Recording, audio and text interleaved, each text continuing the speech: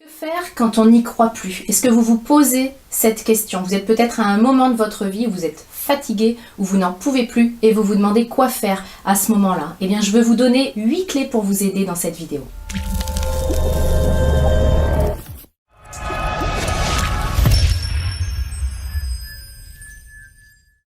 Bonjour, mon nom est Nathalie Martin, je suis coach en éveil de conscience auprès des hommes et des femmes qui veulent une vie remplie de sens et d'abondance à tous les niveaux. Si c'est votre première visite ici sur ma chaîne, je vous invite à vous abonner pour avoir en priorité mes prochaines vidéos et également à télécharger mon coffret 3 clés pour redonner du sens à votre vie dont le lien apparaît ici en haut à droite. Que faire quand on n'y croit plus? Il y a des moments dans nos vies où nous sommes fatigués. Fatigués d'avancer, fatigués de faire des efforts, fatigués aussi et lassés d'être déçus peut-être, de souffrir et on rentre vraiment dans une espèce de résignation. C'est vraiment des moments où on a l'impression qu'on ne croit plus à rien, qu'on n'a plus d'énergie, qu'on n'a plus d'envie. Et puis c'est vraiment une spirale descendante. Et si vous regardez cette vidéo, c'est que vous cherchez des pistes pour sortir justement de cette spirale dans laquelle probablement vous êtes pris depuis quelque temps. Effectivement, c'est important de prendre conscience déjà de cette spirale-là et puis de comprendre que quand on rentre dans le fait de penser qu'on ne croit plus à rien, on rentre dans la résignation et il n'y a pas grand-chose de pire vibratoirement que de rentrer dans cette résignation parce qu'en fait, c'est tout sauf ce que nous sommes. Nous avons l'impression dans ces moments-là de vie qu'on est complètement impuissant, puis qu'on subit notre vie alors que on n'est pas sur Terre pour ça. Ce sont des moments où on a perdu l'espoir et on le dit, hein, l'espoir fait vivre et ce sont vraiment des moments où quand l'espoir part, on est dans la survie. Donc c'est vraiment l'idée dans cette vidéo de comprendre ce qui se passe et puis surtout de mettre en place les 8 clés que je vais vous proposer et je tiens vraiment l'intention que ces clés vous aident à sortir de cette spirale et à prendre une spirale montante cette fois. La première des clés, c'est que je vais vous demander d'accepter ce que vous vivez. Vous m'entendez souvent parler d'acceptation parce que pour moi, c'est la clé numéro 1 dans le changement. Souvent, on n'arrive pas à changer parce qu'on est en train de s'énerver, de résister et on tourne en boucle. On n'est pas dans l'acceptation, on n'est pas dans le lâcher-prise et pour le coup, eh bien, on ralentit notre résilience, notre capacité à rebondir. Donc, dans un premier temps, acceptez ce que vous vivez. Parce que vous allez l'accepter, vous allez vraiment pouvoir changer. C'est pas pour ça que parce que vous allez accepter que vous allez baisser les bras. Bien au contraire, de toute façon, quand on ne croit plus à rien, on est déjà en train de baisser les bras. Donc vous n'avez pas grand-chose à perdre, à commencer par accepter ce qui est, parce que de toute évidence, votre réalité aujourd'hui, c'est que vous êtes fatigué et lassé. Le deuxième point, qui est important également, c'est de faire un état des lieux et un état des lieux précis. Parce que quand on est dans cette spirale descendante, notre mental, notre ego prend le dessus et vraiment, c'est le roi de la généralisation.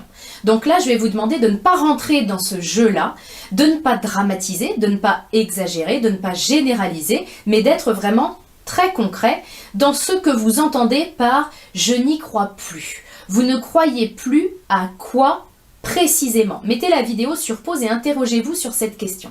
Parce que peut-être que vous avez eu une déception dans le monde du travail, une déception dans le monde amoureux, une déception dans votre domaine personnel, dans vos relations. Que s'est-il passé exactement qui fait qu'aujourd'hui, vous avez perdu confiance dans certaines personnes? Et encore une fois, comme votre ego aime les généralisations, si j'ai été trahi par un homme, je vais dire que je ne crois plus à l'amour. Donc tout de suite, ça prend des proportions très importantes et forcément qui augmentent mon degré de souffrance parce que mon ego me fait croire que tous les hommes sont comme ça, ou que toutes les femmes sont comme ça, ou que tous les patrons sont de cette manière-là. Donc je vous invite vraiment, c'est important, dans cette deuxième étape, lister ce qui s'est passé concrètement et ce en quoi ou les personnes en qui vous ne croyez plus. Ça va vraiment être important. Troisième point, je vais vous demander, encore une fois, en l'écrivant, parce que la puissance de l'écrit est reconnue. Hein.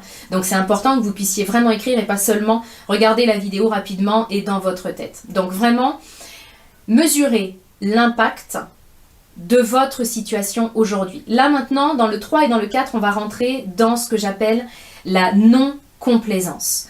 Autant En premier lieu, on a accepté avec beaucoup de bienveillance et de compassion ce qui se passe pour vous. Et en même temps, là dans le 3 et le 4, on va y aller, mais sans complaisance. C'est-à-dire qu'on va sortir un peu du discours intérieur que vous vous tenez et qui vous a amené à ne plus croire à rien. D'accord? Donc votre ego va pas être content, c'est pas grave. Laissez-le dire, laissez-le faire, c'est une partie de vous. Donc on ne peut pas le renier et le combattre, mais vraiment, restez concentré sur mes questions et vraiment concentré sur les réponses qui vous viennent. Donc la troisième étape, c'est que je vais vous demander de mesurer l'impact concret du fait que vous n'y croyez plus en ce moment. Comment ça se traduit? Qu'est-ce que vous vivez? Et puis quelles sont les conséquences de cette croyance? Parce que je ne crois plus à rien, c'est une pensée que vous avez, c'est une croyance. Vous croyez qu'en ce moment, c'est foutu ou que vous ne croyez plus à rien. Eh bien, quelles sont les conséquences de ça? Les conséquences peuvent être multiples. Hein. Ça peut être j'ai plus d'énergie, j'ai des émotions qui sont vraiment désagréables à vivre, j'ai des crises de larmes. Ça peut être je m'isole, je suis désagréable avec mes enfants, mon boss, mon conjoint. Listez vraiment ce que ça vous coûte d'avoir cette pensée-là en ce moment. Quatrième point, alors là, votre ego, je vous ai prévenu, il ne va pas aimer ça. Quatrième point, listez maintenant les avantages que vous avez.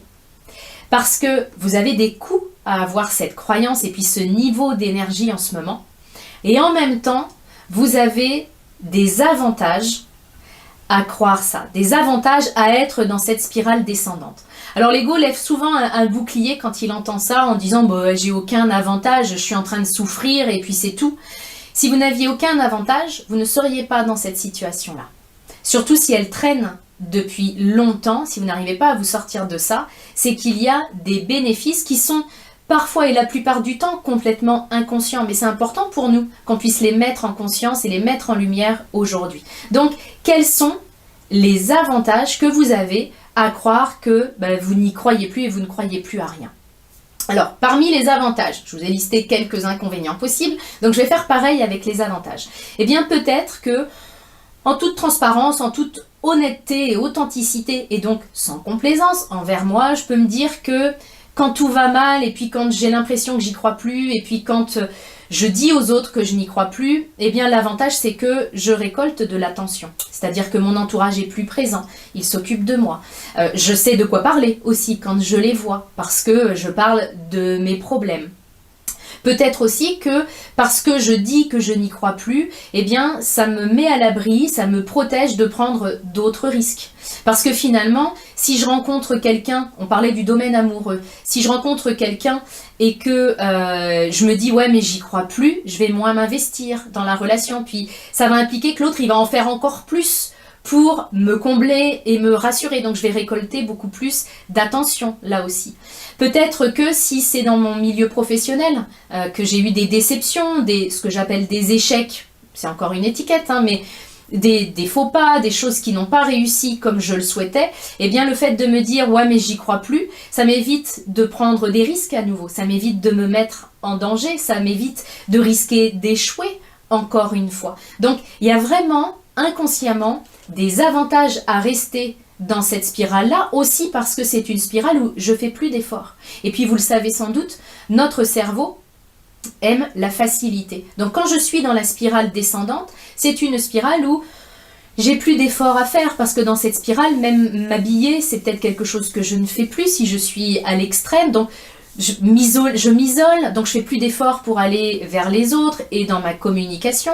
Donc vraiment, il y a des avantages, ça peut me pousser à ce qui est facile et je suis peut-être pas prête à payer le prix de faire l'effort de sortir de cette spirale-là. Donc vraiment, c'est important, creusez-vous les méninges et si vous avez du mal, laissez-le en commentaire et on pourra le creuser ensemble.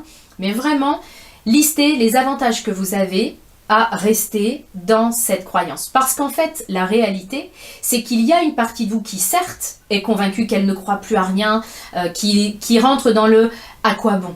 dans cette résignation, dans le « c'est plus la peine » et pourquoi je devrais encore faire des efforts. Donc il y a une partie de vous qui est là-dedans, mais il y a une partie de vous qui n'est pas du tout là-dedans, qui est vraiment convaincu que bien sûr qu'il y a encore des belles choses qui vous attendent. Il y a une partie de vous, appelez-la votre intuition, votre être intérieur, votre moi profond, votre âme, peu importe, on n'est pas attaché aux mots de vocabulaire, mais cette partie-là, quel que soit le nom que vous lui donnez, et même si vous croyez qu'elle n'est pas là, elle est à l'intérieur de vous et elle n'est pas affolée du tout de ce qui se passe. Vous avez perdu en fait le contact avec cette partie de vous qui est plus confiante et en même temps, vous pouvez renouer ce contact-là à chaque instant. C'est d'ailleurs ce qu'on va faire dans les prochaines clés.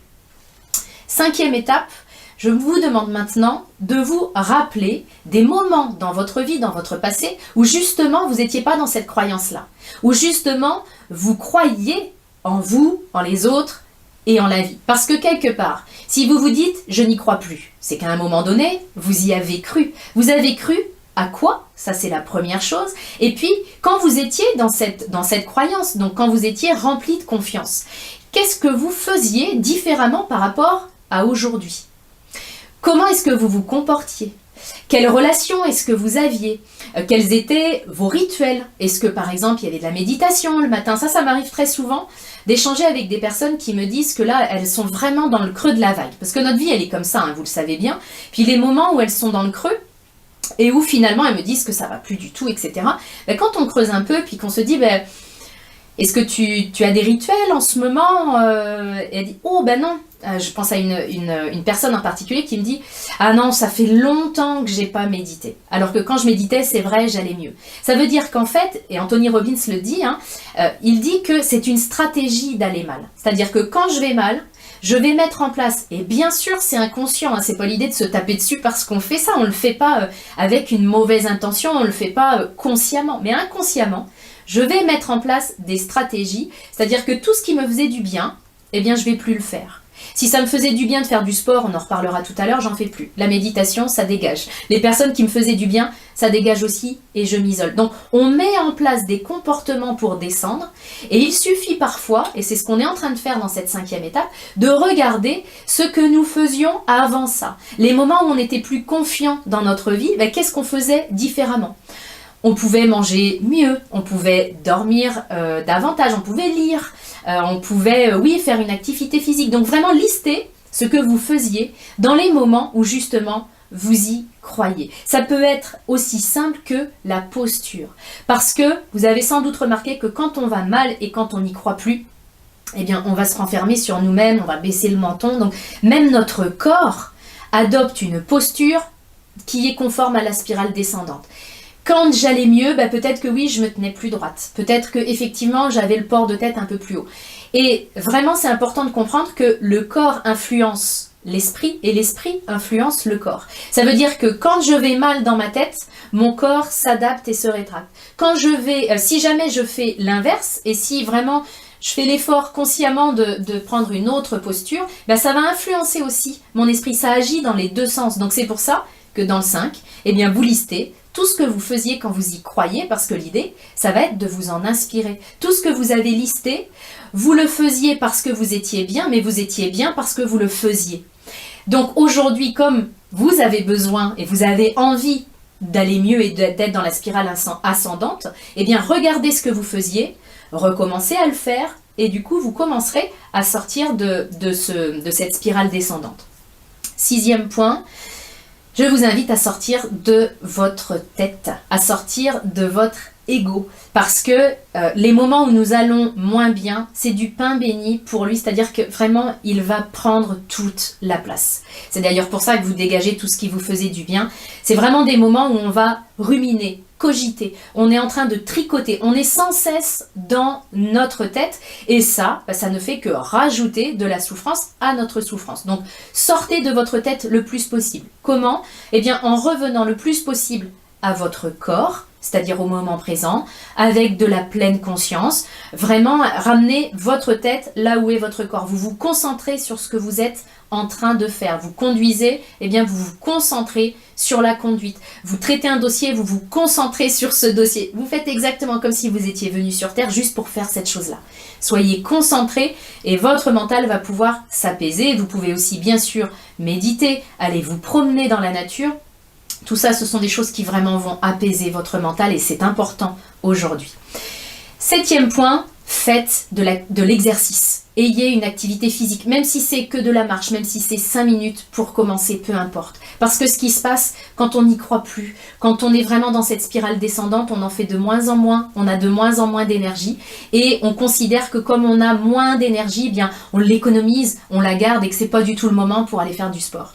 C'est exactement l'inverse qui se passe. L'énergie doit circuler. Donc moins j'ai d'énergie, ben en fait plus il faudrait que j'en dépense. Donc justement parce que probablement qu'aujourd'hui vous manquez d'énergie, allez en dépenser parce que c'est ça qui va permettre une circulation dans votre corps. Donc choisissez l'activité physique qui vous plaît. N'allez pas vous contraindre à faire un truc qui vous plaît pas, c'est pas l'idée. Cherchez l'activité physique qui vous ferait du bien, que vous aimiez faire, probablement que vous la faisiez quand ça allait plutôt bien, mais que vous aimez faire, que vous n'avez peut-être pas fait depuis longtemps.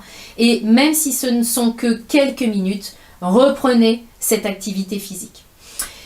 8e et dernière clé, eh bien c'est la clé du faire comme si. C'est vraiment l'idée de faire comme si vous y croyiez. Alors, on est d'accord qu'on reste dans l'acceptation. J'accepte cette phase. Mais je veux remonter dans cette spirale ascendante.